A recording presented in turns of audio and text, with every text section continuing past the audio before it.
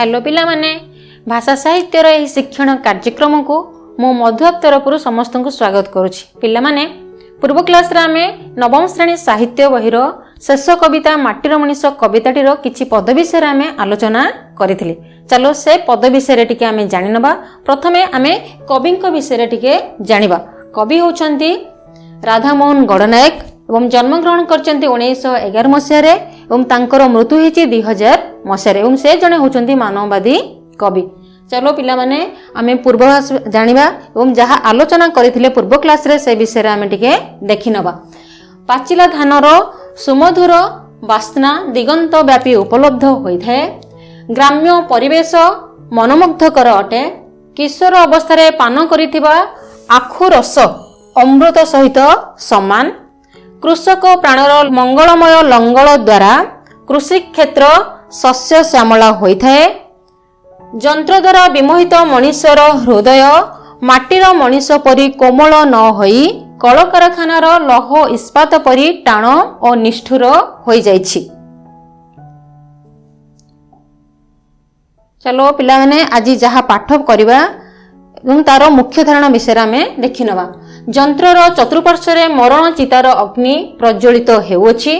आगामी जुगर द्रष्टा कवि मनुष्यर भविष्यत जीवन दुर्विसह होई पड़िबो बोली कहिसंती। मनुष्य को पतंग सह तुलना करा जायछि। दिगहरा मनुष्य को पूर्वपुरुषंक कौलिक वृत्ति को अवलंबन करी एक नूतन जन्मर प्राप्ति निमंते कवि आह्वान करिसंती। चले पिलाने आज पाठ्यांश देखिबा। आमर जो कविताटीर शेष पदटी अछि एवं से शेष पद को आमे आवृत्ति करिबा। जंत्र तले तो पराण नाही रे मरणर तहि घर। दिन राति तहु चितार कुहेली हेउछि उथल। आगामी जुगर द्रष्टा मु आजि डाकुछि एई कूले। पतंग परी झास दे नाही तार मूले। माटीर अंके जन्म पाइछु झररे ताहारी परे। माटीर बक्षे जन्म लभिबु नव जन्मांतरे। फेरिया पूर्व पथे अकारणे आउ धुआं नाई जंत्र धुआर साथे। पिला माने चलो कविताटी को तो आमे आवृत्ति करिले एवं से कविता मध्यरे थिबा से पद मध्यरे थिबा कठिन शब्द विषय आमे आलोचना करिबा। जहा को हमको बुझिबाकू से पद को हमर बुझिबाकू सहज हेबो। देखो पिला माने कुहेली। कुहेली रो अर्थ होला कुहेली। कुहेली कहले कुहुडी और उथळ। उथळ कहले उछुळा बा अत्यधिक। ओ अंके। अंके कहले कोଳରେ। चलो पिला माने आमे तारो भावार्थ को सहज रे बुझि नबा। जंत्र तळे तो पराण नाही रे मरणर तहि घर। दिन राति तहु चितार कुहेली हेउछि उथळ। कवि माटीर मनीष कविताटीर एही पद माध्यम रे कहिबाकू चाहुचंती राधामोहन गणनायक कहिबाकू चाहुचंती जो जंत्र कलकारखानार तळे बा तार चतुर्पार्श्व रे कौन ना पराण नाही एवं से जंत्र कलकारखाना होची गोटे निर्जीव वस्तु जार जीवन नाही एवं ता निकटर मध्य प्राण मध्य नाही एवं से होची गोटे निष्ठुर एवं ता पाखरे किछि कोमल शब्द मध्य नाही एवं माटी परी से स्नेहमय नुहे से होची निष्ठुर। सेथिपई कविता को दानव सह तुलना करिसंती एवं पुनर्बार कहिबाकू चाहुचंती ओ माटी जेंती निजस्व भावरे तार शक्ति अछि उत्पादन करिवार क्षमता अछि किंतु जंत्र पाखरे ताहा क्षमता नाही एवं जंत्रर सहाय्य रे एवं जंत्र को विनियोग करी किछि नूतन जिंस उत्पादन करा जाउछि। ओ कहउछन सेही जंत्र पाखरे कोन नाही ना प्राण नाही एवं से होछि गोटे निष्ठुर एवं केवल कहउछन ता पाखरे पराण नाही बा प्राण नाही सेठारे कोन रहिछि ना मरणर तहि घर। से जंत्र होछि गोटे घर। काहार घर ना मरणर घर। काहार मरण ना मनुष्यर मरण।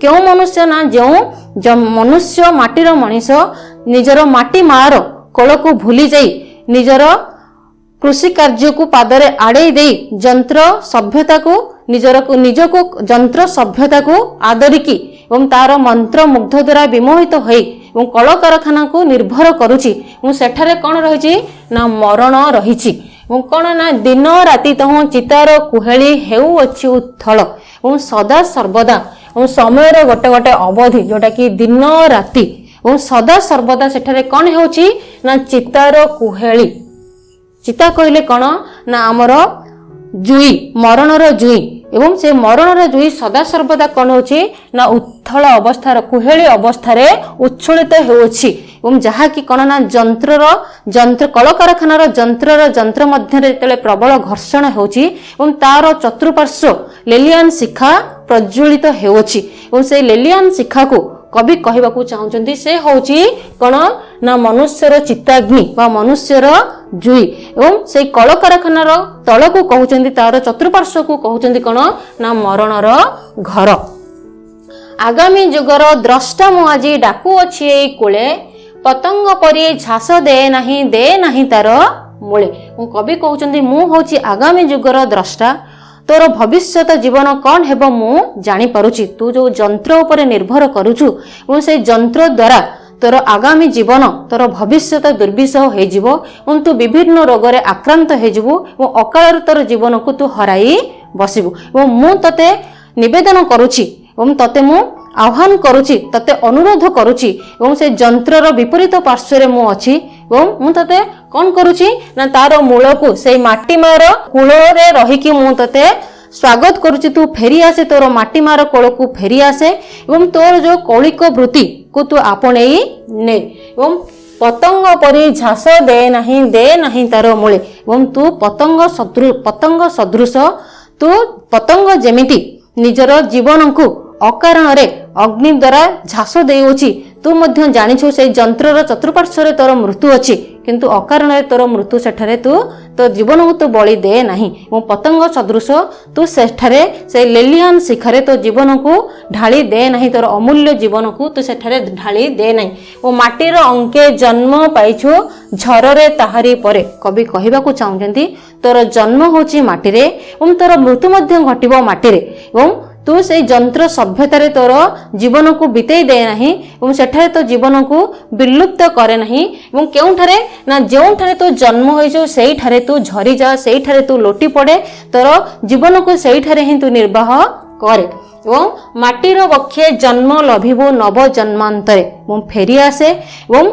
जो स्थान तू जन्म होइछो सेई स्थान रे तोर मृत्यु घटिबो एवं तोर पुनर्जन्म नव कहले नूतन एवं जन्मांतर कहले पर जन्म रे एवं पर जन्म रे तू गोटे नूतन जीवन लाभ करिवो केउ स्थान रे ना सेई माटीर कोल रे माटीर छाती रे बा माटीर बक्षरे तोर गोटे नूतन जीवन सृष्टि हबो एवं तोर आउ जो केउ स्थान रे सेई जंत्र पाखरे बा जंत्रर कोल रे तोर नूतन जीवन आरंभ हेबो नाही तोर नूतन जीवन जेउठा तू भूमि स्पर्श करिवो सेई माटी मार कोल रे ही तू जन्म लाभ करिवो तोर से बाकी जीवन टिकू तू से माटी कोल रे तू बिताई दे एवं माटी मध्य तू तो जीवन को हारी दे फेरिया पूर्व पथे अकारण आ धुआं हो नहीं जंत्र धुआर साथे कहते फेरिया पूर्व पथे एवं तोर पूर्व पथ को अनुसरण करे फेरी आसे एवं तू कृषि कार्य रे तो जीवन को बिताई दे एवं अकारण आ धुआं हो नहीं बिना कारण रे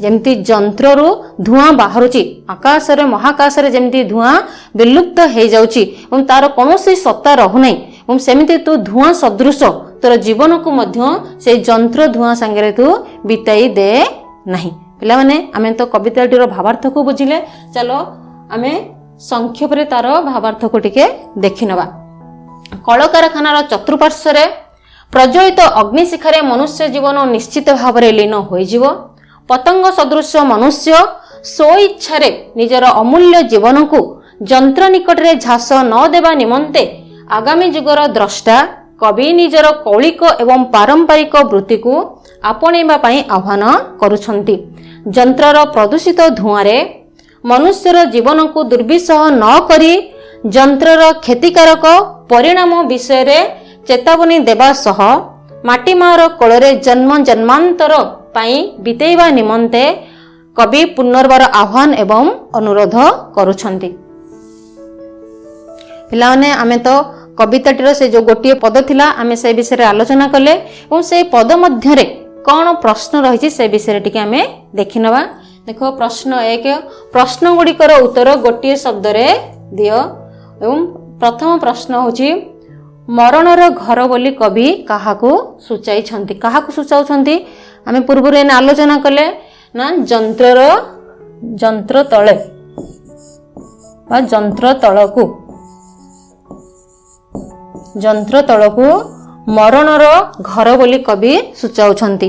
देखो परवर्ती प्रश्न दिन राति कौन उछुलुची बोली कवि दर्शाउ छंती कौन उछुलुची चितार कुहेली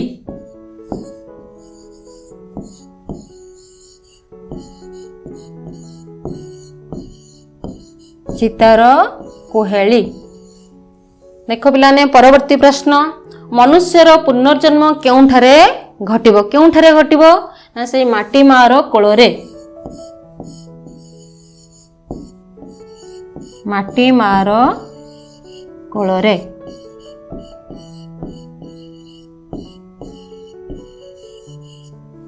परवर्ती प्रश्न पतंग परी किए निज जीवन को सो इच्छा रे झास देउछि किए से ना मनुष्य जो मनुष्य जंत्र सभ्यतार विमोहित होई कल कारखाना रे कार्य करुछि से मनुष्य कौन करुछि ना सो इच्छा रे निज जीवन को झास देउछि। चलो पिलाने परवर्ती प्रश्न देखिबा। प्रश्न नंबर 2 पठित कवितारू उपयुक्त शब्द बाछि शून्य स्थान पूरण कर। माटीर शून्य स्थान जन्म लभिबु नव जन्मांतरे कौन हम ना माटीर बक्षे जन्म लभिबु नव जन्मांतर माटीर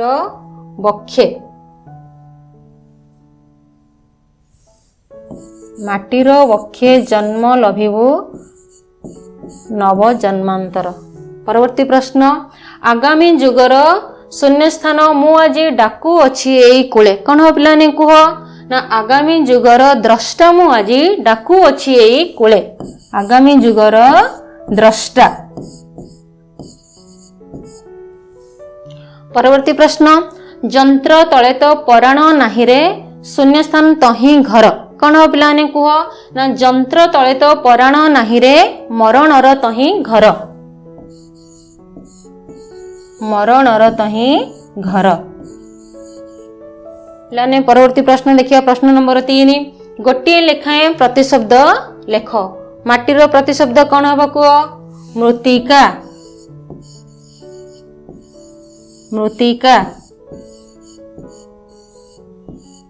देख पतंग पतंगर गोटे प्रतिशब्द कुह कौन हम ना पतंगम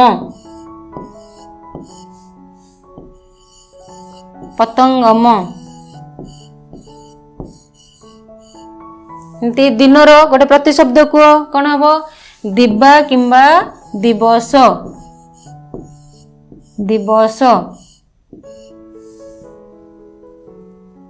पिलाने परवर्ती प्रश्न देखिबा। विपरीत शब्द लेख कौन हम को मृत्युर विपरीत शब्द कौन हम जन्म मृत्युर विपरीत शब्द है जन्म। दिनर कौन हम विपरीत शब्द पिलाने कुह दिन कौन हम राति। नूतन कौन हम को नूतन रहा पुरातन नूतन पुरातन। चलो पिलाने परवर्ती देखिबा कौन अच्छी ना सप्रसंग शरार्थ लेख गोटे शरार्थ नहीं जंत्र तले तो पराण नाही रे मरणर तही घर दिन राति तहु चितार कुहेली हेउ अछि उत्तल। देखो पिलाने कौन ना जंत्र तले तो डट डट डट हेउ अछि उत्थल आलोच्य पद्यांशटी कवि राधामोहन गणनायक द्वारा रचित माटीर मनीष कवितारू आनीत। एठारे कवि मानव को तार मरणर लीलाभूमि जंत्रपुरीर भयावहता संपर्क रे सचेतन कराइछंती। आधुनिक मानव पली प्रकृतिर नैसर्गिक शोभाराशि को भूली पूर्वपुरुषंक कौलिक वृत्ति कृषि कार्य को अवहेला करी जंत्राभिमुखी होइछि। जंत्रर प्रबल घर्षण फल दिन राति ताहारी मूल अग्नि उत्पन्न हेउअछि एवं ताहा वायुमंडल को उत्तप्त करुअछि, जहा द्वारा मनुष्य विभिन्न रोगरे आक्रांत हेबा सह अकाल अमूल्य जीवन को हराई बसुछि। माटीर पतंगम मानव जंत्र तलर अग्नि रे झास देवा पई अविरत भावरे धावमान हेउछि। तेणु कवि जंत्र तलको मृत्युर लीलाभूमि और जंत्र नियां मानवर चित्ताग्नि सहित तुलना करिसंति। कवि मनुष्य को जंत्रर भयावहता संपर्क रे चेतावनी देवा सह निजर क्षति संबंधरे सचेतन कराइछंती एही स्वरचित पद्यांश माध्यम रे। पिला माने आमे कविताटीर शेष पद विषय आलोचना कले एवं चलो आमे से पद मध्यरे थिबा किछि शिक्षणीय जिनिस विषय आमे आलोचना करिबा। कल कारखानार चतुर्पार्श्वरे मृत्युर वर्णी सदृश लीलिहान शिक्षा प्रज्वलित हेउछि। पारंपरिक वृत्ति कृषि कार्य को अनुसरण करिबा पई कवि आह्वान करुछंती। देख पिलाने मनुष्यर भविष्यत जीवन दुर्विषह होई पड़िबो। बिना कारण रे मनुष्य जीवन जंत्रर धुआं संगे ध्वंस होई जिवो। पिला माने आमे कविताटीर शेष पद विषय आलोचना कले, से पद मध्य थिबा कठिन शब्द विषय मध्य आलोचना कले एवं तार भावार्थ को बुझिले। से मध्य थिबा किछि प्रश्न विषय मध्य आमे आलोचना कले एवं आमर किछि शिक्षण जिनिस मध्य आमे शिखिले। एवं आज पई एतिकी। Bye bye.